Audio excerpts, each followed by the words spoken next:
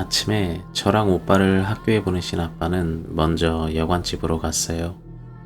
내려갔더니 주인 할머니는 안 계시더래요.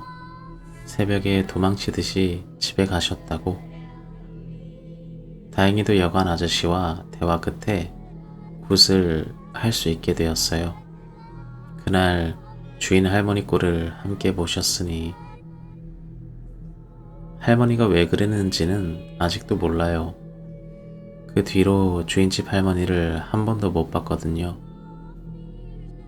웃긴 건 그 할머니 본인도 우리 집에서 그렇게 놀라서 도망치셔놓고 끝까지 우리 가족 이사는 못 가게 하시더라고요.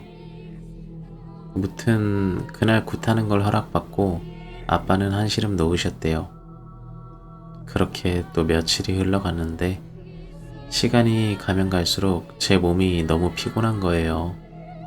밤마다 잠에서 깨고 슥슥 소리도 밤새 들리고 진짜 황달온 사람처럼 얼굴도 누렇게 뜨고 엄마가 걱정이 돼서 저를 병원에 데려갔더니 스트레스 받고 많이 피로한 것 같다고 했대요. 근데 이상하게 가족들은 밤에 한 번도 안 깨고 잘 자는데 저만 유독 하룻밤에 10번도 넘게 깨고 그 시기에 학교에서 코피도 여러 번 터지고 뭘 먹으면 자주 체했어요. 피곤해서 스트레스성으로 소화불량이 자주 와서 그러던 어느 날은 제가 엄청 아픈 날이 있었어요. 그날 엄마가 밤에 저를 돌보시다가 너무 졸리시더래요. 12시에 너무 졸려서 미칠 것 같은데 제가 혹시나 엄마 잠든 사이에 큰일 날까봐 이를 악물고 졸음을 참으셨는데 12시 반쯤 되니까 제가 갑자기 엎드려 눕더니 몸을 웅크리고 무슨 절하는 것 같은 자세로 한참을 있더래요. 엄마는 제가 배 아파서 그러나 싶으셔서 탕탕아, 왜 배 아프니? 하고 저를 일으키려고 하셨는데 제가 꿈쩍도 안 하더래요. 보통 때면 제가 그때 몸무게가 적게 나가서 엄마가 번쩍 들 수도 있을 만큼이었는데 옴짝달싹도 안 해서 엄마가 다급하게 아빠를 깨우셨대요. 근데 아빠도 안 일어나시는 거예요. 엄마는 한 10분을 저를 어떻게 해보려고 씨름을 하시다가 너무 피곤하고 저에게 못 이겨서 나가 떨어지셨대요. 근데 갑자기 제가 조금씩 움직이더니 땅에 머리를 쳐박고 절하는 자세로 방을 막 기어다니기 시작했대요. 손톱을 세워서 바닥을 긁으면서 다녔대요. 빠르지도 않고 느리지도 않고 이상한 포즈로 손톱이 바닥에 스쳐서 슥슥슥 소리내며 기어다니는데 엄마는 너무 무서워서 멍하니 그걸 보고 계셨대요. 그 모습을 아무것도 못하고 홀린 듯 지켜보시다가 본인도 모르게 잠드셨는데 아침에 일어나니까 그 일이 꿈인지 생시인지 분간이 안 가시더래요. 그래서 당장 외할머니께 전화드려서 제가 아프단 것과 밤에 본 것을 말씀드렸더니 그 다음날 당장 무당 아줌마랑 함께 내려오신다고 하셨대요. 오후에 무당 아주머니께서 전화가 오셨어요.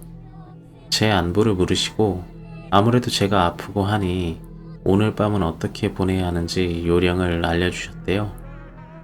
가족들에겐 절대 알리지 말고 12시가 되면 화장대 서랍에 숨겨둔 부적을 꺼내서 오른손에 쥐고 그걸 품에 안고 방문을 등지고 앉아있으라고. 12시 반이 지나고부터 잠이 엄청나게 쏟아질 건데 4시까지 절대로 잠들면 안 되고 소리도 내지 말고 숨죽여 있어야 되고 또 제가 어떤 행동을 하든지 건드리지 말고 가만히 부적만 품고 있으라고 하셨대요. 4시가 되면 화장대 서랍 중에 다른 곳에 부적을 숨겨두고 그 다음날엔 오빠랑 저를 학교에 보내지 말고 가족 모두 기다리라 하셨대요. 그날 밤이 되고 가족들이 모두 잠들고 나서 엄마는 계속 저를 돌보시다가 12시가 되기 좀 전에 화장대에서 부적을 꺼냈대요. 그걸 아줌마가 일러주신 대로 오른손에 쥐고 품에 안은 채 문을 등지고 앉았는데 정말 잠이 미친 듯이 쏟아지더래요. 입 안쪽 살을 깨물어 가며 잠을 참고 있었는데 제가 또 엎드려서 절하는 자세를 하더래요. 엄마는 놀랐지만 그냥 그 모습을 숨 죽여서 지켜보고 있으셨대요. 그런데 제가 전날처럼 얼굴을 쳐박고 손톱을 세우는 게 아니라 무슨 강아지처럼 엄마한테 기어와서는 엄마 옆에 강아지가 눕듯이 가만히 누워있더래요. 제 행동을 보느라 잠이 좀 깬 것도 잠시이고 전날처럼 홀리기라도 한 듯 잠이 쏟아지는데 볼을 그렇게 피가 나도록 깨무는데도 너무 졸려서 어쩌다 잠들 때도 있을 정도였대요. 근데 그럴 때마다 제가 엄마 다리 위에 두 손을 올리고 꾹꾹 눌러서 깨우더라는 거예요. 그렇게 겨우 4시까지 버텼더니 저는 언제 그랬냐는 듯 제자리로 돌아가 잠들고 엄마는 가족들이 모르게 다른 서랍에 부적을 숨기고 잠드셨대요. 그러고 그 다음날 무당 아줌마가 외할머니랑 함께 집에 찾아왔어요. 이상하게 아줌마가 갈치를 한가득 사들고 찾아오셨는데 엄마한테 갈치를 주면서 저녁밥은 이걸로 하시라 그랬대요. 갈치는 냉장고에 넣어둔 뒤에 무당 아줌마랑 우리 가족은 거실에 모였어요. 아줌마가 한참을 아무 말도 없이 집안 이곳저곳을 보시다가 갑자기 엄청 상냥한 말투로 엄마한테 혹시 미미라는 고양이 기억하세요? 하고 물으셨는데 엄마는 그 말을 듣는 순간 머리가 뭔가 쿵 하고 얻어맞은 기분이 드셨대요. 미미는 고양이였대요.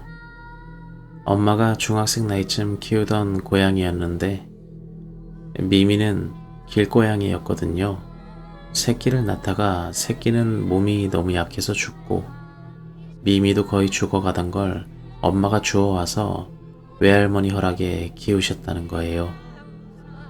외할머니는 미미한테 살쾡이가 살쪘다고 살찌나라고 불렀는데 엄마는 그게 너무 마음에 안 들어서 외할머니 모르게 미미라는 이름을 붙여주셨대요. 근데 그 이름은 엄마만 알고 있고 설상 외할머니 아셨다고 해도 무당 아줌마가 그걸 아실 턱이 없는 거죠.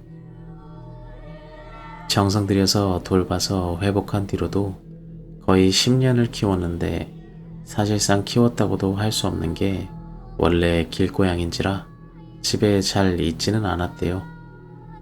그런데 항상 엄마가 학교 다녀올 때 대문 쪽에 가만히 앉아서 기다리고 외할머니가 주는 밥은 안 먹고 엄마가 주는 밥만 먹고 엄마를 그렇게도 좋아해 줬대요.